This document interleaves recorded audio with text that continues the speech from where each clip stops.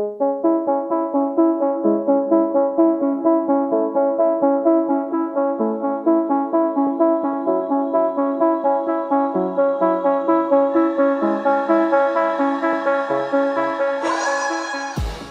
and welcome to the Blackout podcast where I get to talk to amazing people who do amazing things. And today I'm so happy because after it's gotta be 6-7 years 6-7 years, yeah. of trying to make this happen. Yeah. I finally have my friend. You do pole, you do photography, and you're a freaking entrepreneur. Thanks for coming to the podcast Thank today. you for inviting me, and thank you for never giving up on me. No, like I think like whenever you check out your Instagram, there's always one more thing added. I'm like, oh God, I know. I know. So it's like, okay, with all these things you do, let's start with pole. Pole, okay. So how did you get into pole? How did I get into pole? Okay, so in my late teens and my early 20s, I was very into like cheerleading and gymnastics and stuff like that. There's a whole story of how I came to be in that space as well. But when I had finally quit the sport, because it was a lot for the schedule, it was a lot. Oh. Yeah, but it was really, it was a lot, yeah. Have you watched, there's a Netflix show called Cheer. Have you seen this? I can't watch it because it makes me so anxious because I competed like nationally and everything. So yeah. And I will tell you, I tried to watch it. I was like, ooh, okay, let me see. And my palms were sweating and I was sitting there and I was like, because competing is it's such an intense experience and it brought up too many. I was like, I can't watch this. It makes me too anxious. I just sit there and sweat and I was like, I want to enjoy this, but I can't. Yeah, no, I was watching. I was like, it can't be that, but okay. Oh, it's so intense. It is very, very demanding and intense, and yeah. Well, okay. It is the best sport in the world, and I miss it very much. But yeah, so it was my time to retire, and I was looking for something that brought me joy in that same way, and that was still athletic and such. And so I started dabbling a little bit in like acro yoga, acrobatics in general, and I was like, ooh, this is really cool. This is a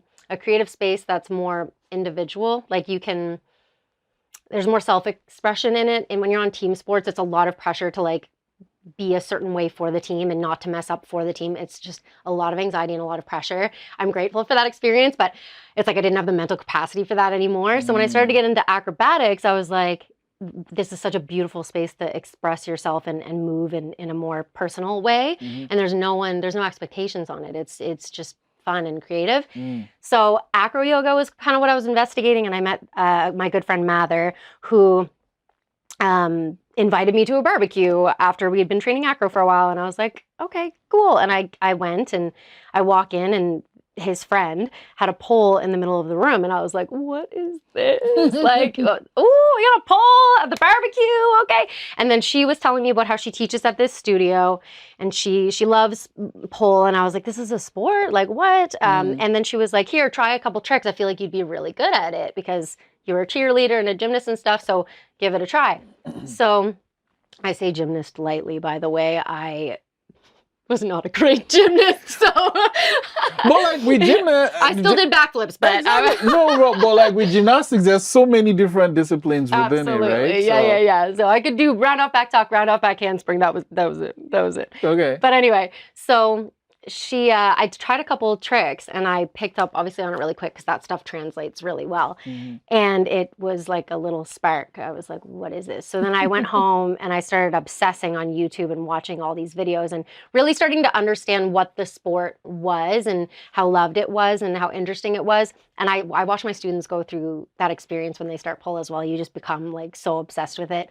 And then I bought this crappy pole on the internet and started trying to teach myself at home until it got to a point where I was like, I'm going to kill myself. So I should probably find a studio or something because there were many questionable moments. Do not try to teach yourself at home, my friends. Please do not do that. Okay. But yeah, so I found a studio and I started training there, and it just, the obsession. Wait.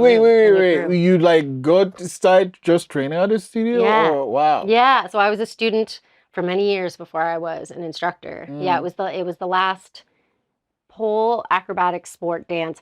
It was the last certification course that I did too, like in my fitness realm. Okay. Yeah. So what I mean, you said that the skills you had doing, chair and all that thing translated, but Mhm. what was it about it that you liked?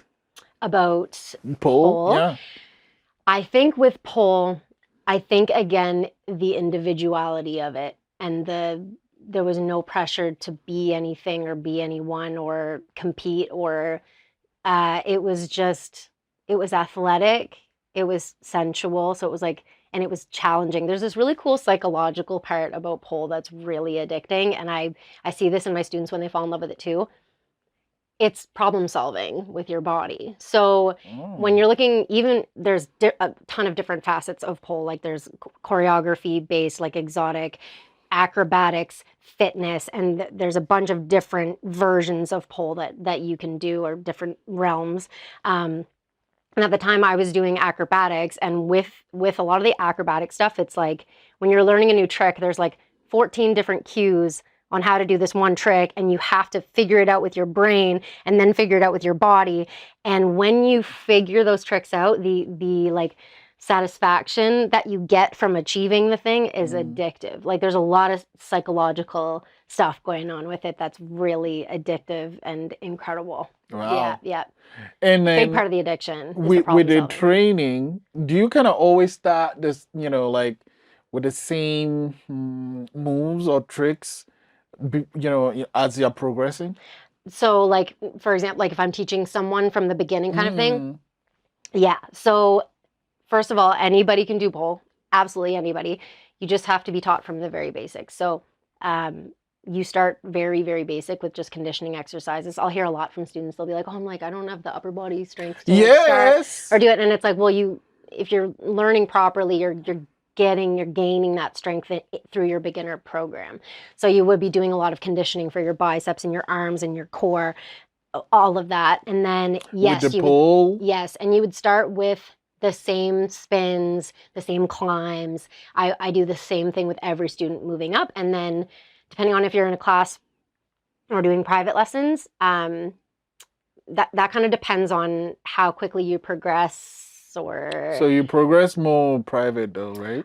well, see, here's the thing with privates. The private sessions give you permission to progress slower Oh. with better technique. Group classes, sometimes you have varying levels of people. So sometimes you'll have someone that was a dancer or a gymnast and they come in, they're going to learn everything like that. Then you've got these girls that come in, or not just girls, I'd say girls because most of my clientele is women, so I'll naturally say that, but it's for any gender. But you'll see people coming in with no fitness background whatsoever. So obviously the people that are dancers or gymnasts are going to excel faster than the people that have never done fitness before, right? So sometimes you'll see people thinking they can't keep up or like feeling discouraged and not excelling very fast in a group session because of that. But when they're in the privates, they can excel at their own pace, and they don't feel the pressure of having to keep up or anything like that. So I'm glad that in the city there's so many classes or private sessions you can take, so everybody has a lot of options, which is great. Because no one deserves to feel discouraged with pole at all, because everybody can do it. But sometimes people will get discouraged because they're in a class with people that were dancers or right. So at what level do you start doing all the spins and like the flipping around and stuff? So you're spinning in your beginner level, No. you're just not going upside down. Oh, exactly. Yeah, That's what I mean. yeah. So when you go upside down and start doing flips and stuff, you start going upside down when you're entering intermediate. And then the flips and tricks and stuff usually come end of intermediate or advanced, but it also depends on what studio you're going to. It depends on what instructor you're with, because we all have a different, I think sometimes we have a different idea of what a level system looks like. And I don't think that anybody's version is wrong. I just think, yeah, we just have varying ideas of what the levels look like. So in my opinion, I think you shouldn't be inverting until you're like end of beginner going into intermediate. And then I don't think you should be, unless you're excelling fast because you were a gymnast or such, you shouldn't be doing really baddie flips and tricks until you're like reaching end of intermediate advanced. And typically, for a person that just kind of not average person, how long will they be in beginner and in intermediate and advanced?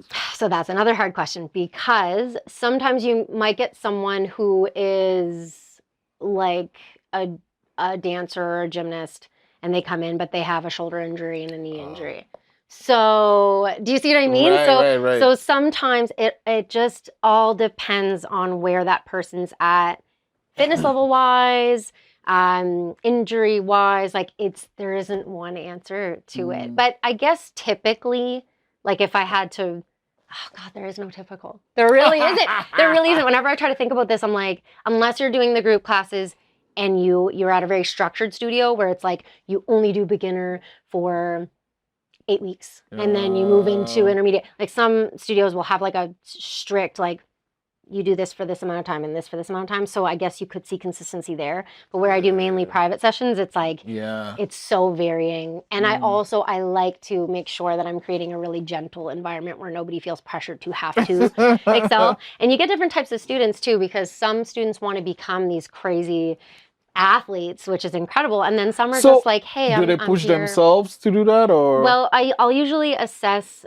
where, like, what they want. Okay. So if someone's coming in and they're like, hey, I want to compete, I want to be like a high performing athlete with this, then I know, like, okay, we're going hard, we're going, like, you know, I'm gonna push you because that's what you want. But then I get girls that come in and they're just like, I really just want to feel great in my body and I want to learn how to dance, and then that's a slower, more relaxed pace, and they love that. I get students that come in and they just want to talk and do a couple tricks, and you'll hear this from like hairstylists and stuff like that too. Like sometimes, like you get clients that are just like, I'm here to like for therapy, like I'm here to talk about my life, and maybe you spin around the pole a couple times, but I'm here. Like you get so many different variants, and it's all really fulfilling. Like whatever it is, you know that you're there for them in whatever capacity that they're looking for.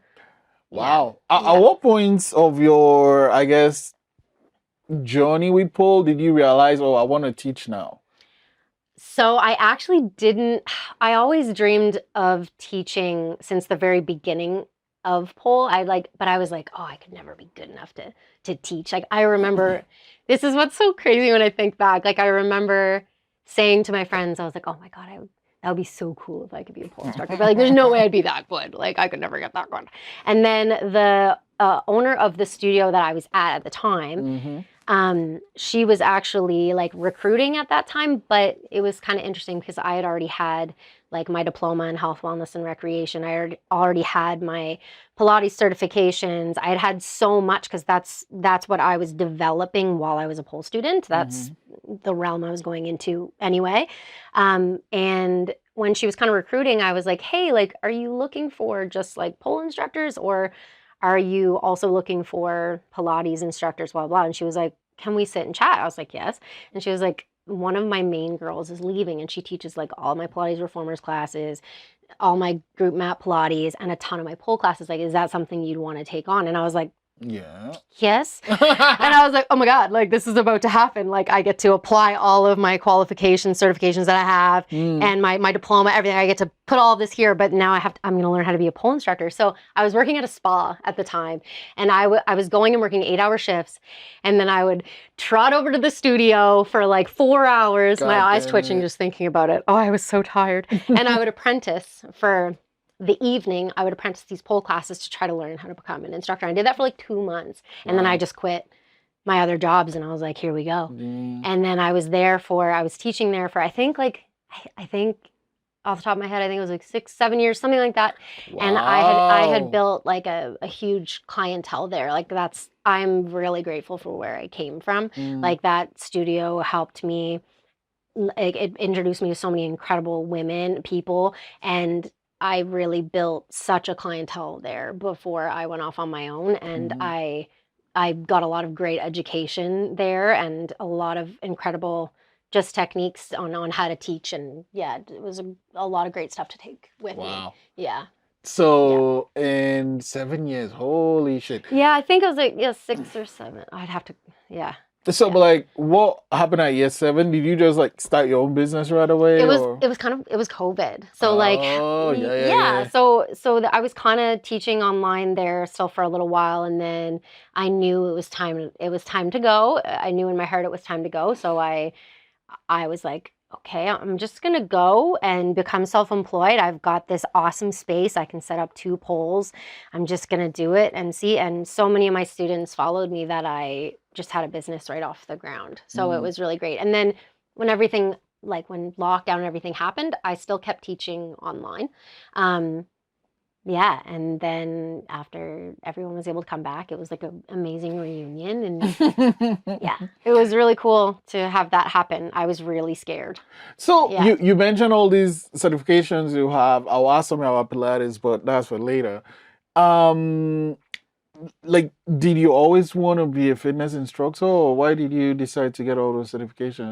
That's a good question. So I actually, after high school, I had a lot of trouble thinking about like what I wanted to do. I was like, okay, I'll take a year off because I was like, academically, I wasn't really passionate about anything. Like I wasn't like, I'm really passionate about history class. Like what can I do with that? I didn't have anything academically that I was passionate about. I hated school. I hated school so much. What did you hate about it? I got picked on really bad in school. Yeah. It was not a great time for me. Yeah.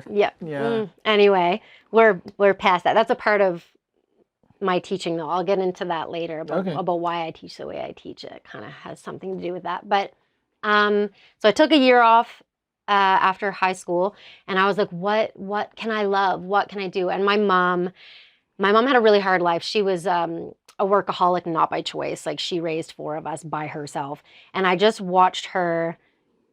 She didn't love what she did, and she really struggled with that. And so when I got out of high school, I was like, I have to find something that I love. What is that? What is that? So for a year, I was going through all of these courses, like college courses, university. And I was looking at everything, I was reading them, and I was like, what does my heart connect with? At that time, I was coaching my own cheerleading teams, and I was like, super, super passionate about cheerleading, and I was in coaching roles with cheerleading. This was after high school? Okay. Yeah, I kept going after high school. Yeah, I was cheerleading until 2011. Okay. Yeah. So anyway, I was like, well, can I do something with coaching? Like, what could I do with coaching? And at first I was like, okay, maybe I could be like a phys ed teacher. And then I was like, oh, you'd have to go to university for so long. Like, I hate school. I don't want to do that. And then so I found this course, and it was, you basically get a diploma in health, wellness, and recreation. And it was really cool because it was a 2-year course that was broken up into modules, where it was like biomechanics, anatomy, sports psychology. Like they had everything, but in these little beefy modules. So you get all the sweet stuff, right? And you could come out of that and work like in a military gym, or like do rehab work, or right away you take an exam immediately after graduating with your diploma, and you could be a personal trainer right out the gate and stuff like that. And I kind of thought, I was like, I would love to get into fitness, but I didn't really know exactly what I was going to do with it, because I wasn't really a fan of like the gym vibes, like that. And I'm trying, like, I try to be very neutral and not judge any space, and like just make sure that I know that everyone has something that they love, and I don't have the right to judge it. But I do know that I wasn't personally a fan of the gym culture at the time, especially because back then there was a lot of toxic marketing, a lot of like fat loss. And I was like, okay, like let's stop just hyper focusing on bodies being perfect, because that's really messed up. And so I didn't really know exactly what I was going to do with it right away. And that's kind of how, after I got my diploma, I got into Pilates and group fitness, and I realized, I was like, I can mimic the type of coaching I was doing in cheerleading and stuff like that by teaching these group classes, and it really has done that, because I get to help alleviate people's pain with exercise. I get to help them come into a really vulnerable space and know that they're going to be like loved and comfortable and safe with me, and that giving that feeling to people is like the most rewarding part about what I do. And the thing about fitness in general is that a lot of people see it as a chore, because they're not finding a style of movement that's something they can be passionate about. They're looking for, they're like, oh, I have to go to the gym and do this for this and this. And it's like, no, like we're all made to move. Naturally, we should be moving.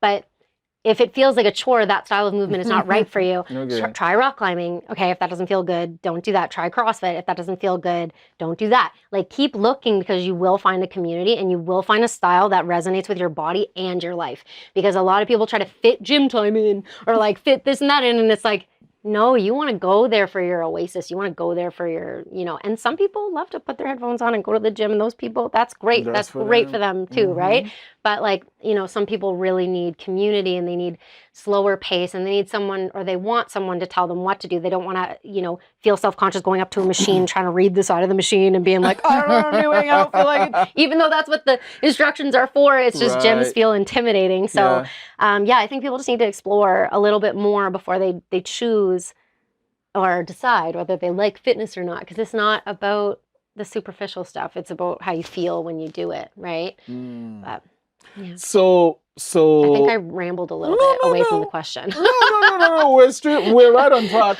You're saying why you had to do that certificate for your thing.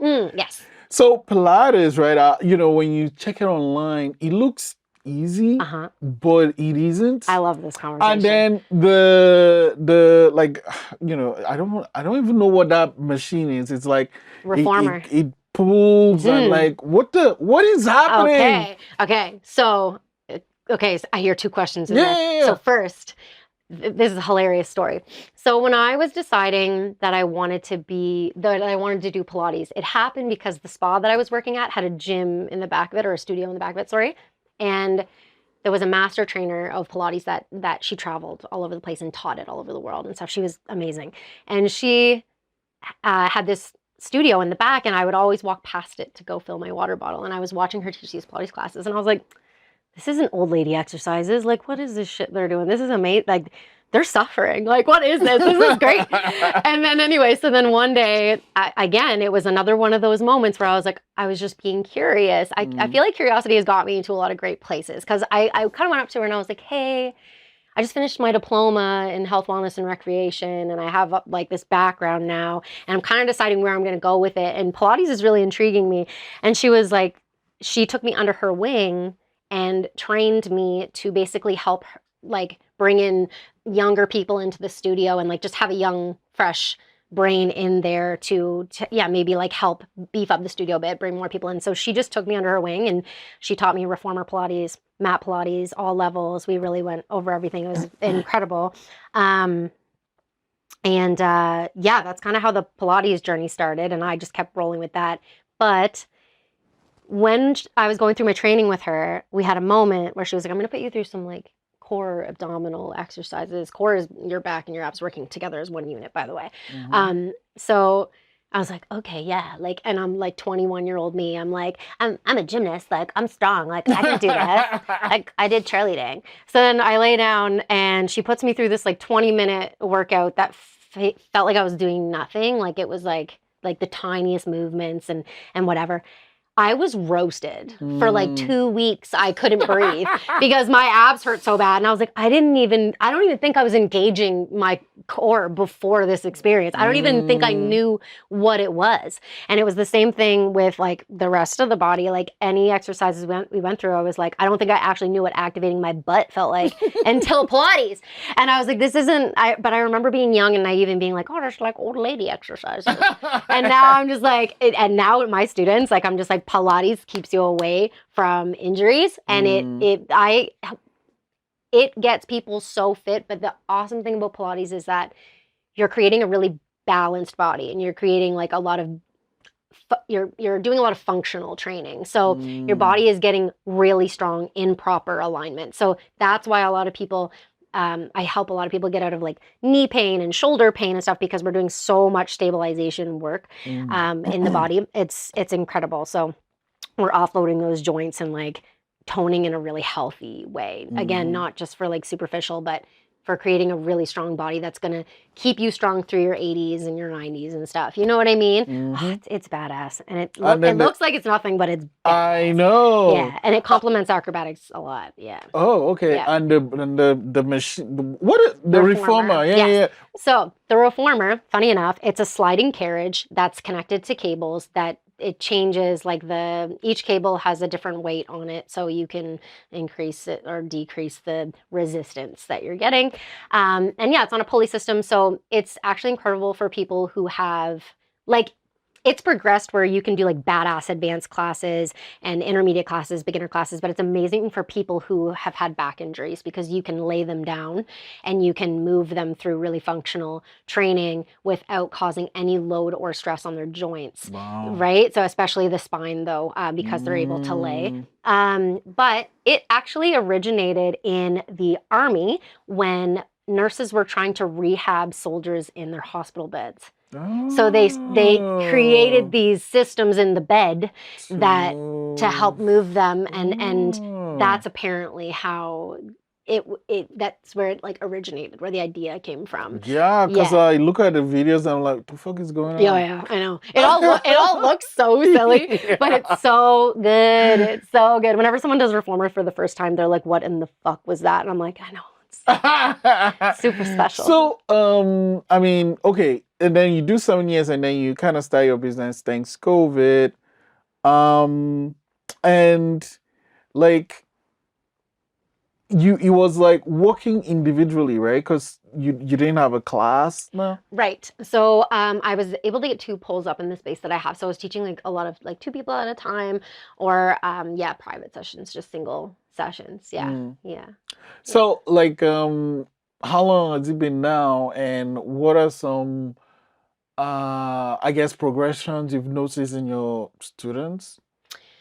So the thing that I found most amazing about the private sessions was their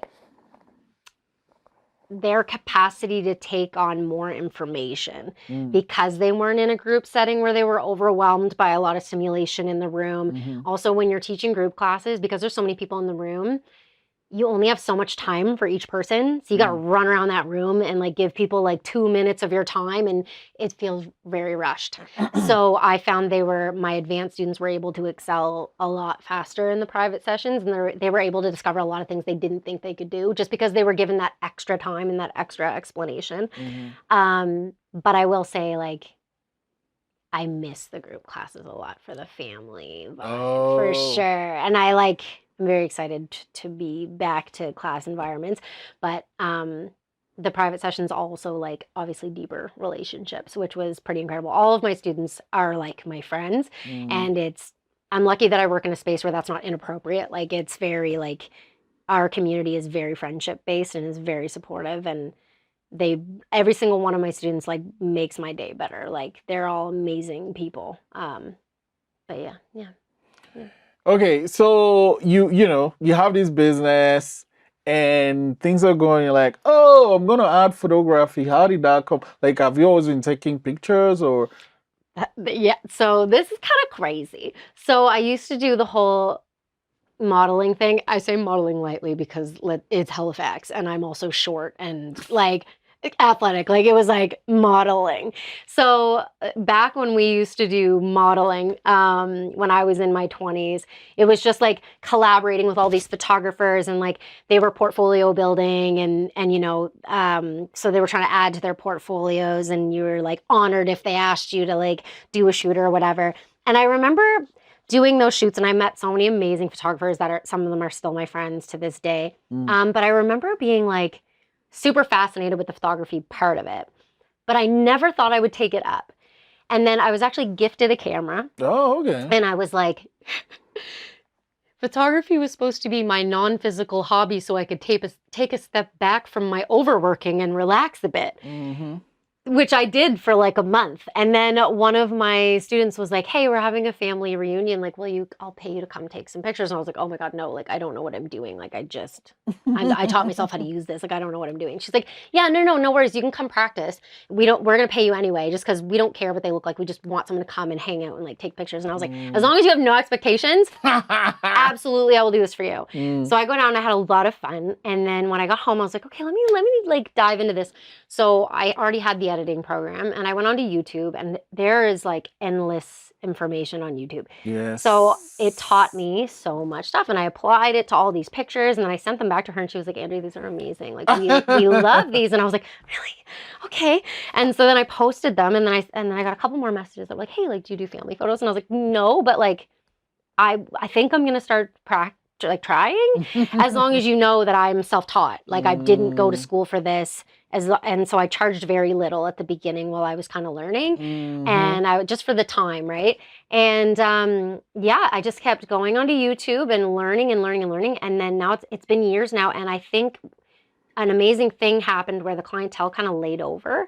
So I had such a following from fitness anyway. Right. And then my girls, like my people are so loving, and they put you out there and they talk about you, and word of mouth has made my photography business like blow up. And I did not intend to be a photographer. I did not plan to be a photographer. Even when I was doing the cheap family photos, I didn't expect it to go anywhere at all.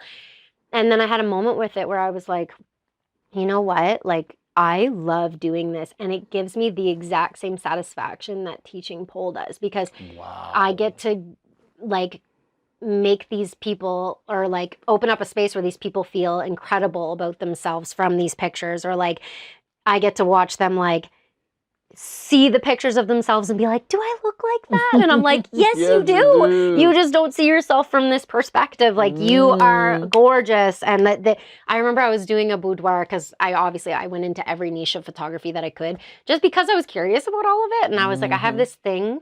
It's same with fitness, which is why I have so many different certifications. I wanted to be as versatile as I could be with fitness, so I could adapt as well as I could as the years went on. However I needed to adapt, but I could help more people.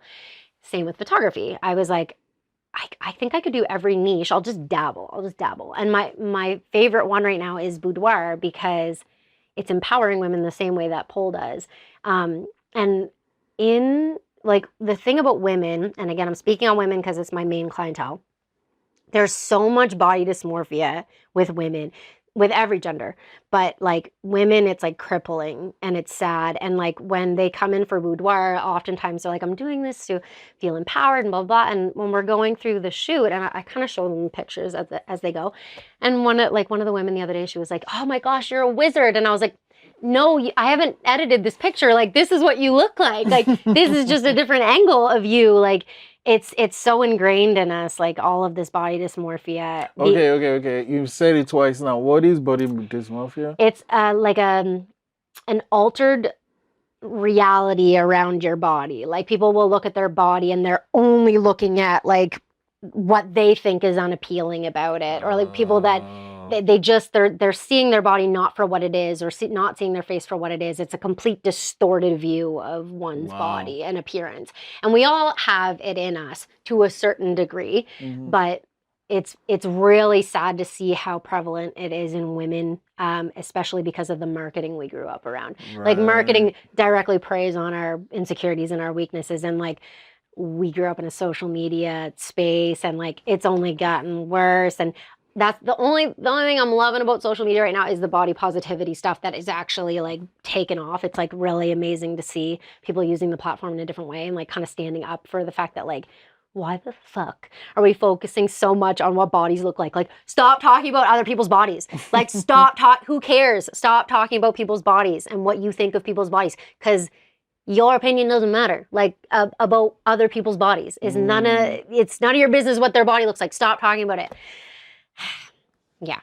So I get so worked up because the internet drives me crazy in that way. Like no one has the right to talk about what somebody else's body looks like, or what you think is right or wrong about someone's body. And that stuff messes people up, and they don't deserve to feel what they feel about their bodies because of stuff that people says. They don't deserve to feel that way. You know? Yeah. Okay. So, do you ever combine like the photography and pole? Or? Yeah. Oh, okay. So when I started doing you see it a lot more now. Like there's a lot more pole photo shoots happening out in nature and stuff now. But I remember when I started doing it, the photography, I had a moment where I was like, can I combine pole and outdoor photography? I was like, can I make this a thing? How do you support the thing to the thing? I know exactly what you're asking. How can I support the thing? Right. Like the pole, because it has to be on the ceiling, you know, right? I knew exactly what you meant. Right. So it's called a stage pole. And that is actually, so it stands without any upper thing. So when I decided I wanted to bleed pole and photography together, I was like, I need a stage pole, and they're really expensive. And I was like, how am I going to get one of these? And then I remembered I had a student who was going into the military, and she was like talking about selling her stage pole. And I messaged her and I was like, would you be open to a payment plan if I bought your stage pole? Because I know you're talking about selling it. And she was like, yes, absolutely. And I was like, oh my God, okay. So then I paid her in chunks over a certain amount of time.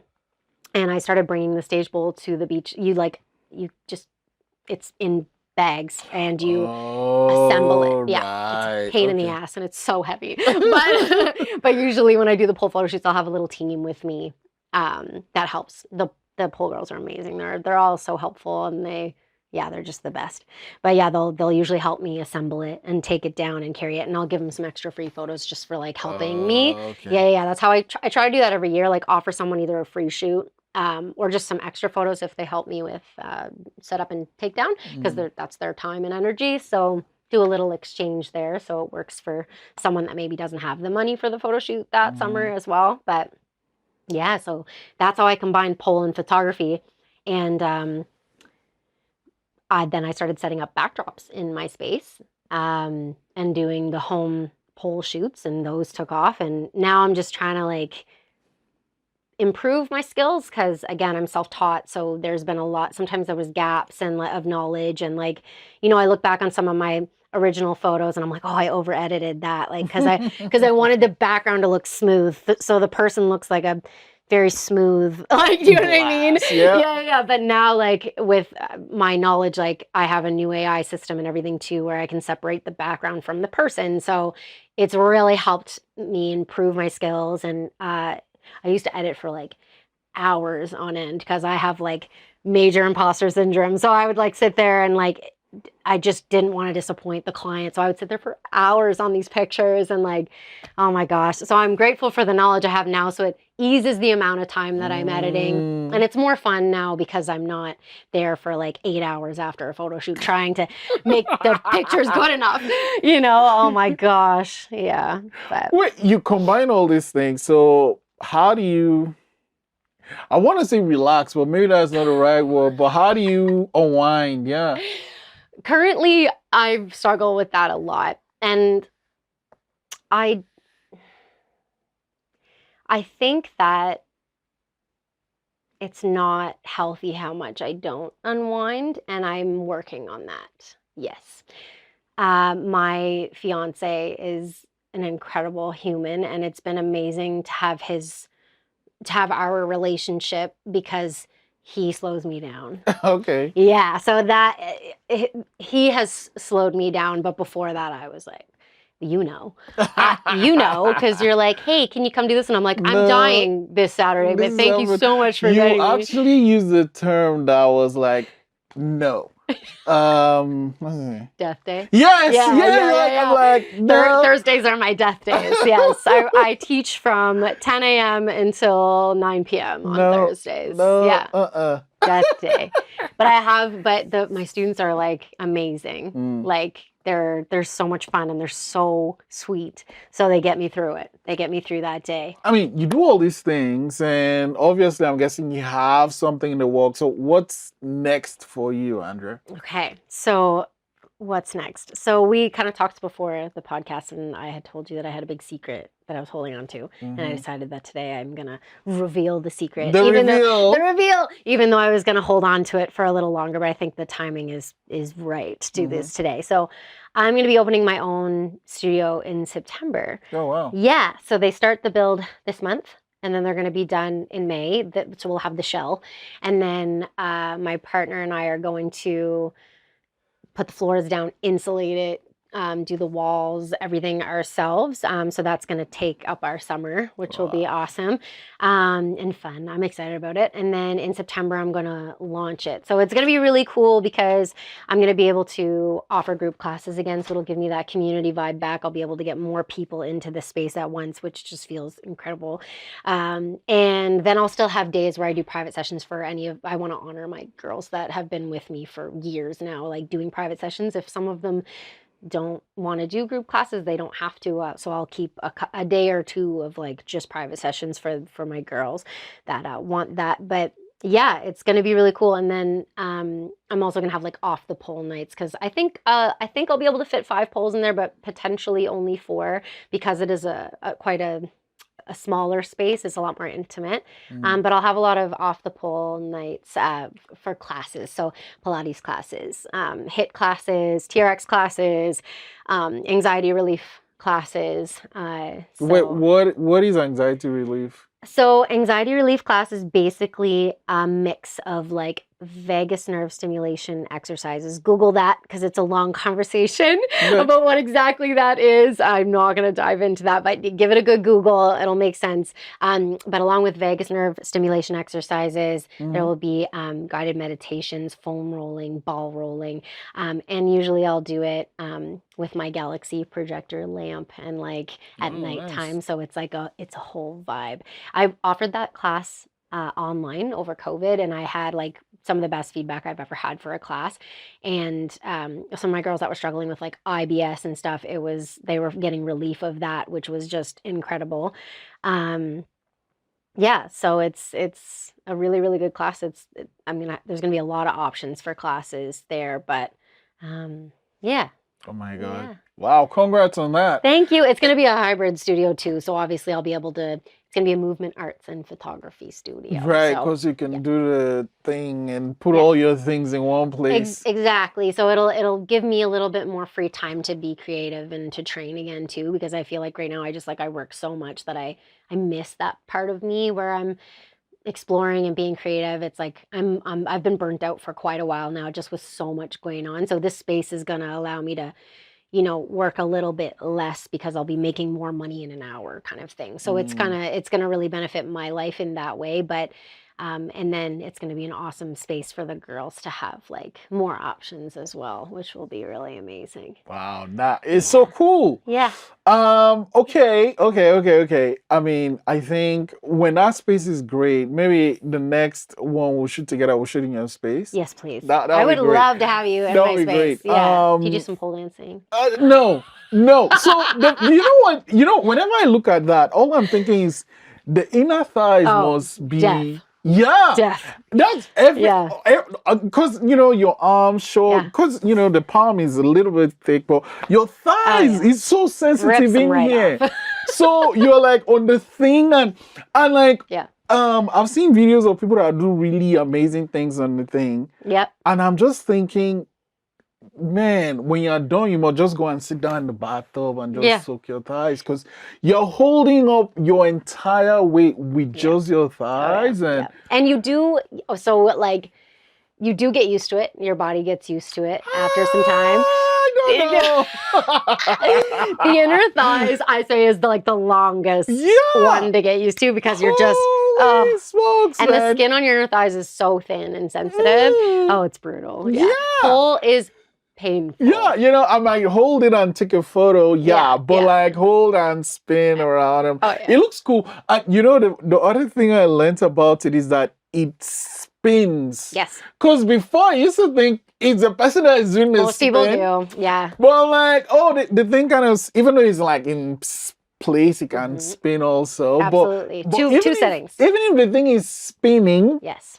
You're still holding yourself up by no. And it's worse so when you're on static where the pole doesn't move, gravity is pulling you down. So everything hurts more on static. When you're on spin, you've got that centrifugal force. I think I'm saying that correctly. But yeah, so your body weight's getting pulled away from the pole. So whenever people are like, I don't know why everything feels easier on spin or it doesn't hurt as much on spin, and it's because your body weight is being pulled out. It's not just going down. So I mean, you're giving me more reasons not to do it. But I will say though, it is a great workout, because like all the people, like when you can see, I watch a lot of America's Got Talent, and those people that do those things, like they look amazing. Right. I'm like, you have to be so strong to make your body do those things, especially like when they like hold themselves in a pose. I'm like, and they're so strong. The cool thing about it too, there's something called a flying pole. So this is me trying to convince you to do pole. So there's something called flying pole, which is a silicone pole. So you can be fully clothed and it doesn't rip your skin off. It just pulls on your clothing. So I will have one of those set up. You guys are going to see. When you come over into my space, you're going to be like, fine, I'm doing it. I'm making you do one spin. One. on the flying pole. Okay. And in Europe, like it's like super common for men to do pole, but here it's still like everyone's still scared that it's too feminine or like, you know. No, to me, I just see people that do that, and I guess in the intermediate and advanced, you just have to be strong to do that. There's no other way you can do that without being strong. And you will get strong from doing Yeah, pole that's what I'm and saying, starting yeah. beginner, but yeah, the level that you're talking about, I totally understand. Like you wouldn't touch that stuff until you're like, ready for it. Yeah, those guys are so strong. It's a lot. But I mean, obviously they are doing it to try to win money for it. Exactly. So they're not just doing it for fun or just to. Anyway, so a question I sent away guests with is something someone asked me that resonated with me, and I'm like, okay, I'm asking everybody that comes in, and it's this: what is something that happened to you before you were 17 that plays a huge role in who you are today? Okay. This is like so I think there was a lot of experiences before 17 that were like that played a role in who I am today, but a couple stick with me a little bit more than others. So my mom, I had mentioned, she was a single mom. She raised 4 of us by herself. That woman was amazing. And all the money that came in, like, paid our bills, right? So she couldn't afford to put me in sports and stuff like that. So I would tag along to all my cousins' games, like their soccer games, paddling, everything. And that's where my fascination with sports and stuff came in. But soccer, for example, the coach knew that I couldn't afford to get into soccer. So they would let me warm up with them and like hang out with everyone, even though they knew I couldn't afford to be in it. And they kind of just brought me into the space anyway after they saw me sitting and watching for like so many months. And then one day, they came over and offered me a spot on the team for free. Oh, wow. Yeah. And gave me the jersey and everything, and I just had to like get the cleats and the shin pads. And I still get like really emotional when I think about that, because it was the first time that I like felt like the whole team came with them and they were all like excited that I was able to get on the team. And it was the first time that I felt community for the first time and like a supportive coach for the first time. I hadn't had that much support in my life like ever until that moment. And I never thought of that as forming where I am now, but I think that was actually like the first seed in like being a coach and like understanding what kind of positivity can come from community and like a good role model. You know what I mean? There was a lot of love and there was a lot of support in that moment that I hadn't felt before. So, and that's kind of when I decided that I wanted to be that type of person and be in those spaces, I think. Wow, that's great. I'm finally going to let you go with this. Yeah. A little bit of magic. So write a number between 1 and 60. Okay. Do not show me. Okay. Once you have your number, you can show it to any of the cameras. Okay. And then these cards are going to help me figure out what your number is. What? Yes. Okay. Hopefully. Okay, so I'm going to write it. Yeah, don't show me. You can cover your number. Just point it to either of the cameras so they can see. Okay. Okay, so your number is going to be in at least one card, but it can be more than one. Okay. So I'll need your help. Is your number here? Yes. Oh, wow. Okay. Okay. Is it here? Yes. Is it here? No. No. Is it here? No. Yeah? Yes. Okay. And here? Yes. Ooh. You're like, never mind. I thought I had it, but that one threw me off. Okay. Yeah, I think I got it. 15? Is it 15? Yes, it's 15. Yeah. That's crazy. It's magic. I'm here for the magic. After 7 years, give or take, I'm so happy to finally get you in the studio. Thank you so much for coming to the podcast today. And thank you for creating a space for people to come and talk about what they love. And you're amazing and you're doing amazing things. And thank you for never giving up on my crazy schedule. No. I mean, it's great now. And then hopefully I can't wait to get into your studio once it's ready.